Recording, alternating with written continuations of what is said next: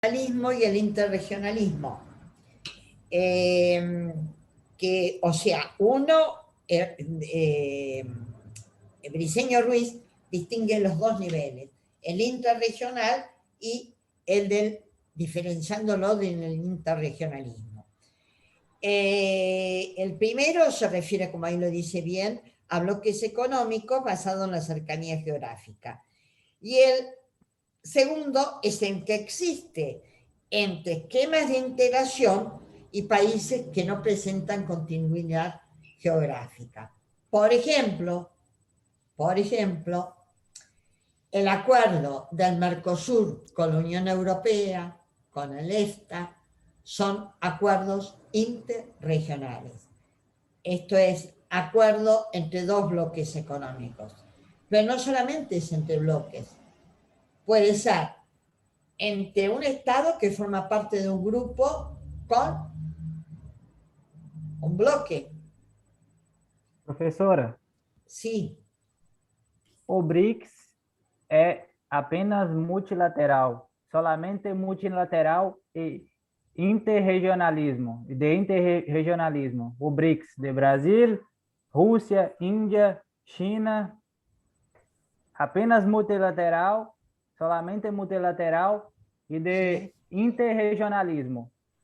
Sí, que son celebrados entre estados que a su vez, tenés que fijarte, si conforman parte de un proceso de integración. Porque, bueno, algunos de los autores consideran que sí, ese sería un caso de, más que de interregionalismo, lo llaman de transregionalismo.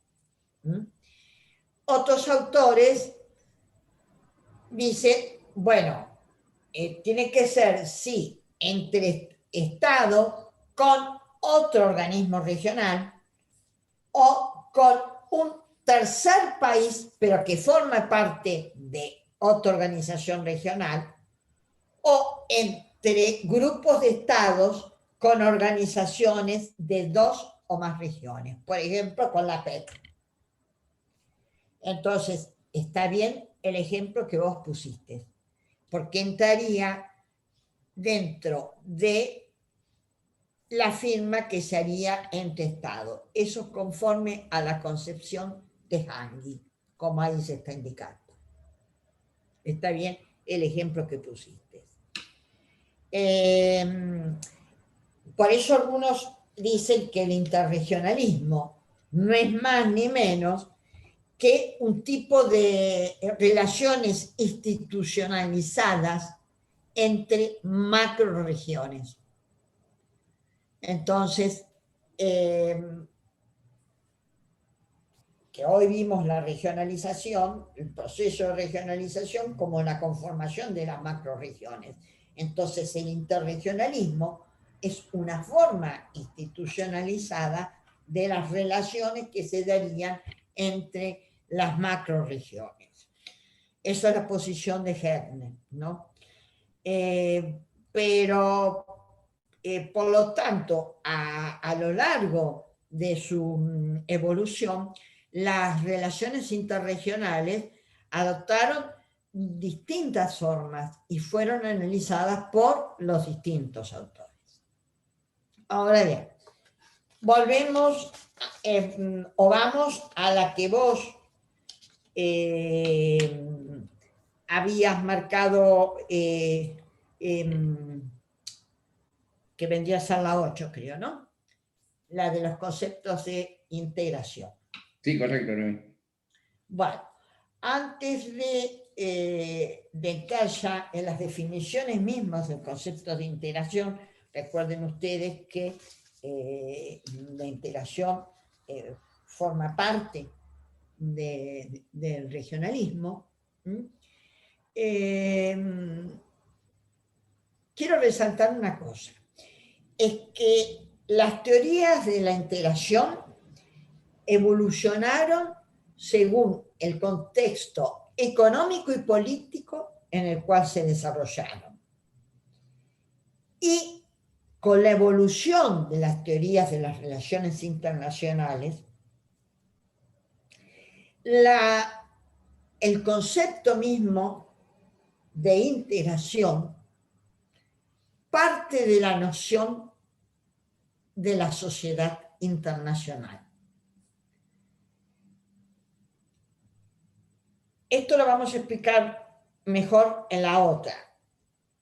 La teoría, hoy yo les dije un poco que las teorías de la integración, no solamente que recibió el aporte de autores europeos y de autores norteamericanos, sino de distintas perspectivas, desde las relaciones internacionales a las ciencias políticas, a la economía. Cada una de las distintas disciplinas aportó en la definición de estos conceptos. Pero ¿qué pasa? Desde el punto de vista de las relaciones internacionales, al centrarse su estudio en la sociedad internacional, según Bull, que es un autor británico, se originan tres conceptos, o tres concepciones, de origen a tres perspectivas distintas. Una es la hobbesiana o realista, basada en las teorías de Thomas Hobbes. Esto es el filósofo inglés del libro tan conocido, el Leviatán, entre 1500 y 1600. Hobbes ve a la política internacional, la ve en estado de guerra. Es decir, existe un conflicto entre los estados en donde cada uno trata a través del conflicto de imponer sus intereses y se opone a la idea de integración, ya que el Estado es la entidad suprema y cada uno de los estados en esa tensión trata de imponer sus propios intereses nacionales. Por eso el sistema internacional para esta concepción estaría siempre en conflicto. La otra concepción es la concepción kantiana o universalista. Esto es derivada de Immanuel Kant, que era un filósofo prusiano, y su libro fue La crítica a la razón pura, desarrollado su vida entre 1724 y 1800. El punto de partida de este autor es que existen formas de cooperación entre los estados. Y gracias a esos lazos transnacionales de acercamiento que se establecen entre los individuos de distintas comunidades humanas con intereses similares, se podría incluso llegar a la desaparición del Estado-Nación. Esto es, en base a la cooperación, Kant sostiene que se puede llegar a la integración, incluso a desaparecer los estados nacionales, porque por medio de la cooperación y por los intereses comunes, esa cooperación es la base para que inspiradora, llamémoslo así, de un proceso de integración. Y la otra posición es la grossiana o internacionalista de Hugo Grocio. Esta diferencia de los dos anteriores, fue un jurista holandés y su libro fue El derecho a la guerra y la paz, de 1625. Este ve a la política internacional como una realidad en la cual se encuadra la sociedad internacional. No acepta el conflicto generalizado del que hablaba Hub, ni piensa tampoco que los intereses entre las personas deben ser similares. Su visión es de una sociedad de estados con reglamentaciones y organismos definidos, donde eventualmente podría haber un conflicto, pero donde las reglamentaciones tienden más bien a facilitar los intercambios comerciales. Por tanto,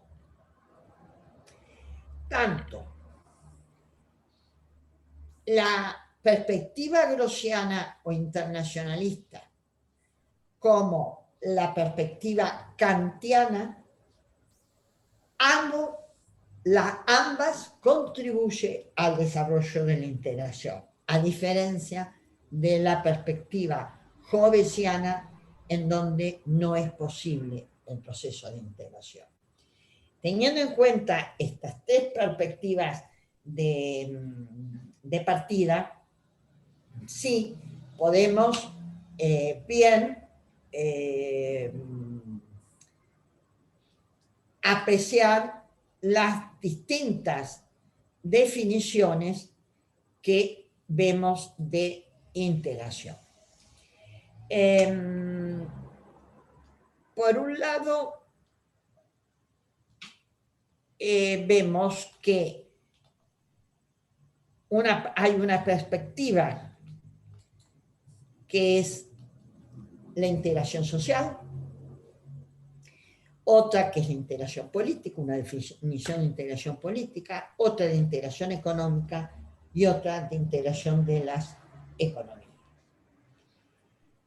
Estas son las definiciones más importantes, que podemos rescatar. Son innumerables las definiciones que hay de integración. Incluso, es decir, personalmente yo considero que,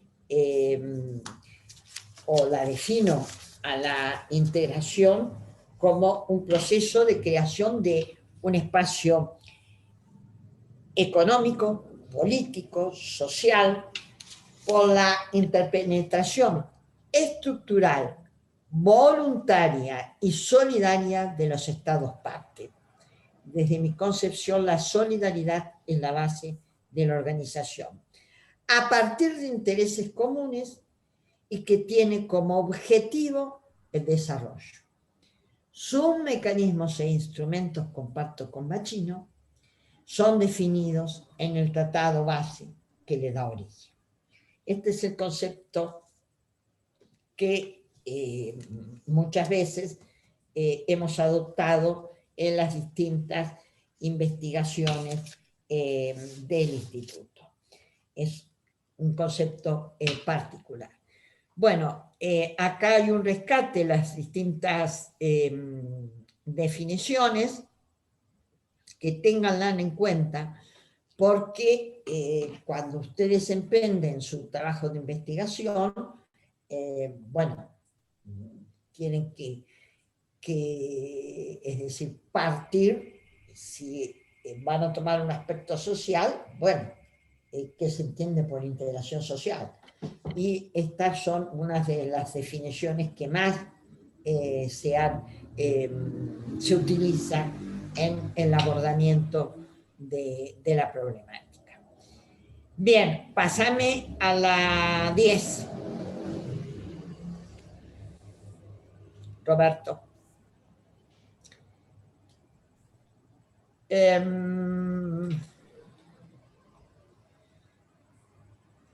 Acá a la 10. Exactamente. Bueno, esto alude a la dimensión política de la integración. Para el abordamiento de la integración varios autores han utilizado los niveles o escalas de integración o grados de integración. Cuando se habla de integración, no toda la integración dentro del concepto es comprensible cualquier tipo de integración. Esto es, hay distintos modelos de integración y hay distintos niveles de integración. Desde el punto de vista de la dimensión política institucional, Rocha Valencia y Morales Rubalcaba distinguen diferentes tipos o niveles. Uno, el más elemental, el simple, que ellos llaman forma político-institucional intergubernamental simple, que tiene como una estructura institucional mínima, la naturaleza de los órganos es económica, comercial y administrativa, y el nivel de interacción es intergubernamental. Podría ser el caso de Prosur como nuevo proceso, podría ser el caso de la Alianza del Pacífico como un nuevo proceso. Después está formas política institucional creciente y dinámica, en donde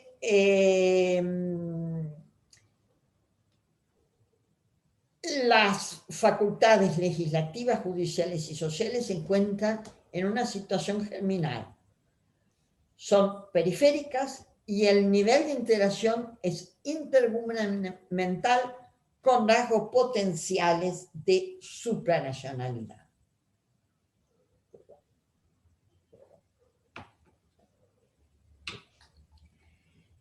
Continúa en la otra, Roberto.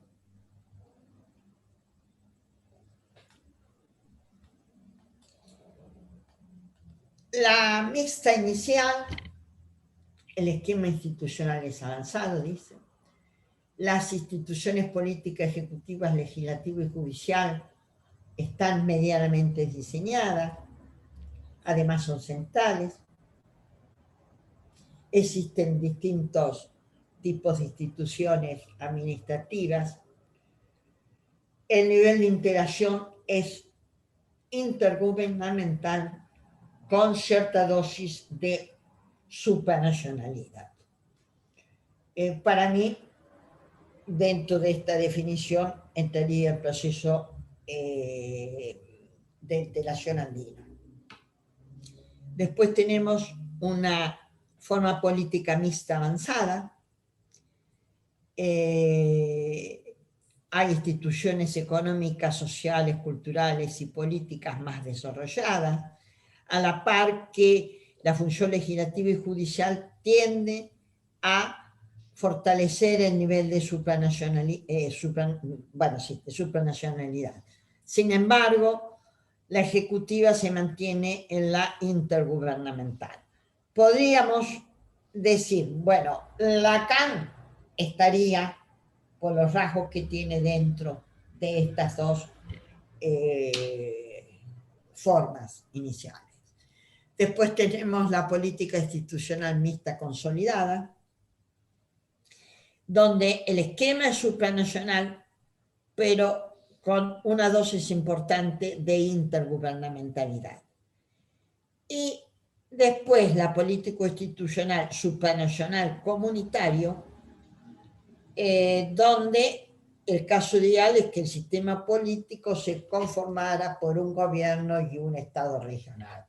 Considero desde mi perspectiva que la Unión Europea corresponde al nivel anterior, no hasta a este último. Es lo que se pretendió hacer, pero que no se pudo hacer. Así que pertenece a una forma político-institucional mixta consolidada. Pasa a la que sigue. Nay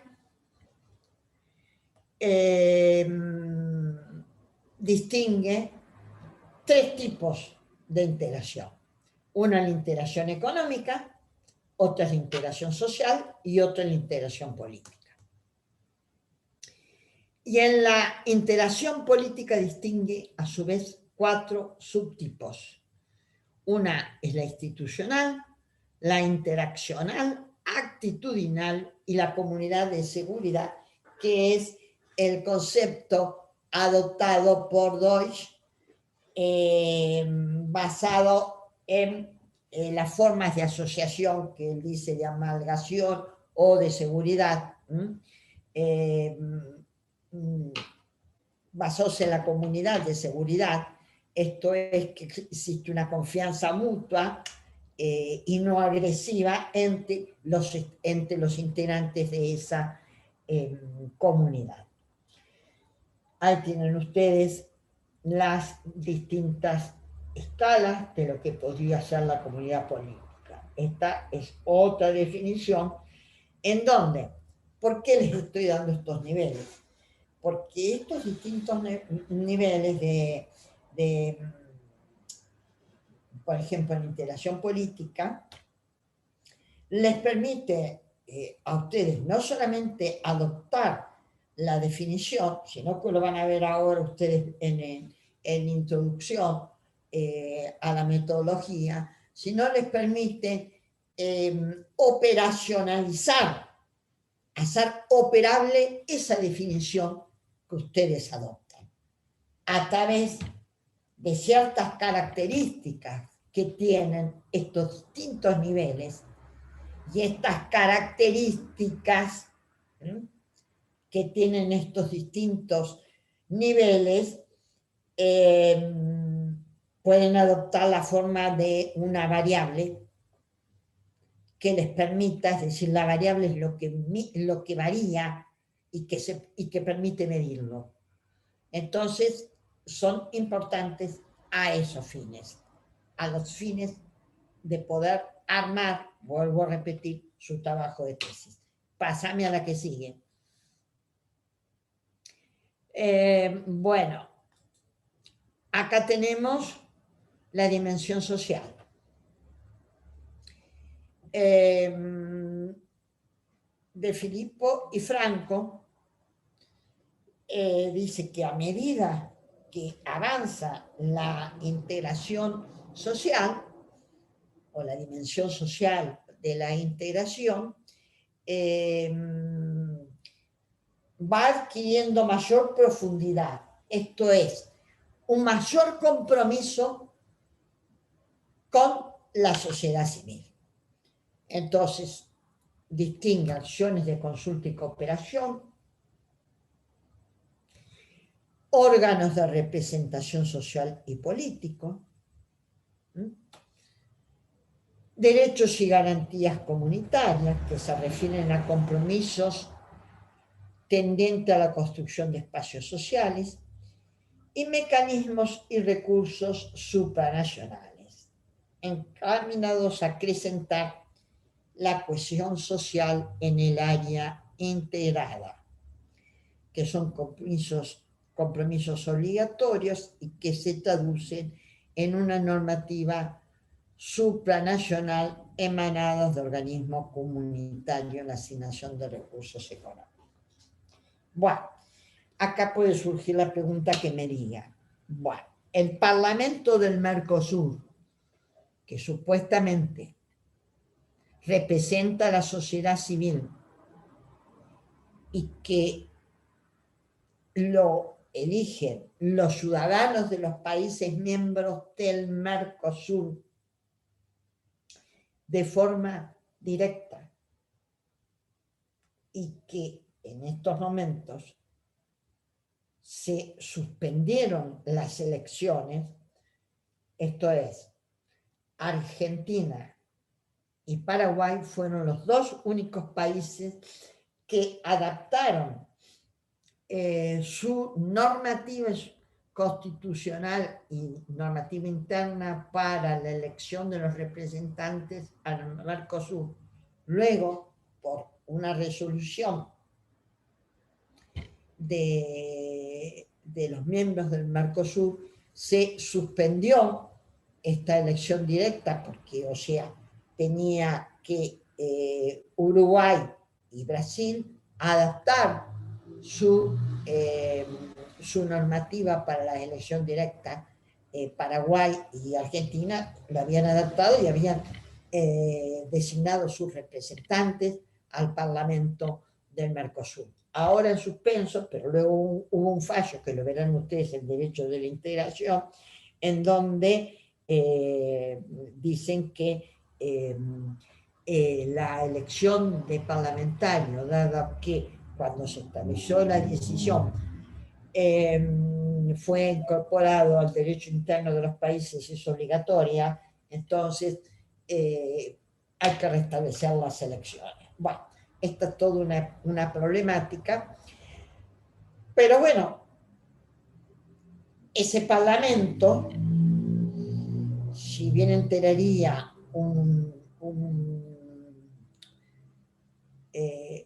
la estructura orgánica del Mercosur, se encuentra limitado porque las facultades que tiene ese parlamento son nada más que consultivas, no tiene poder de decisión y que pueda ser impuesto en los estados partes, de manera que no constituye un organismo con facultades supranacionales que se pueda imponer al derecho interno de los estados partes. Hecha esta canción, vamos a la otra, que es la dimensión económica. Roberto, pásame a la otra, que esto lo vieron ustedes el otro día, que son desde el punto de vista económico, las distintas escalas o nivel de integración desde la perspectiva económica. Zona de libre comercio, unión aduanera, mercado común, unión económica, integración total. ¿Qué sirve? Lo que hizo esta escala que hizo Bela Balaza, sirve como punto de referencia teórica. Específicamente, en el Power que viene, ustedes ven los distintos grados de integración y lo que, a medida que se sube en esta escala, adquiere un mayor nivel de integración y un mayor nivel de complejidad. Como el otro día vi, como lo explicó Alejandro, no voy a perder el tiempo nuevamente en esto. Esto es la zona de libre comercio, implica la eliminación de toda restricción cuantitativa y cualitativa al comercio. Esto es supuestamente toda eliminación arancelaria y todo obstáculo no arancelario al comercio. Cada país comercia libremente con terceros países. La unión aduanera supone el establecimiento de un arancel externo común. Esto es, aparte de tener la zona del libre comercio, tiene un arancel externo común. Esto es, ese arancel regula las relaciones comerciales que se establece entre ese bloque y terceros países. El mercado común, avanzamos en otro nivel, supone los dos anteriores. Esto es, el libre comercio, el arancel externo común, más la libre circulación de factores de la producción. Esto es, la movilidad de los factores. Luego tenemos el grado más avanzado, la unión económica, que supone los tres niveles anteriores, más la política monetaria y fiscal común. Unión Europea parcialmente. Y luego la unión política, que es el gobierno común, a lo que se pretendía a través de establecer una constitución para la Unión Europea. Bueno, con esto damos por terminado los distintos grados. Faltan 5 minutos, Noemí. Bueno, entrame en la próxima.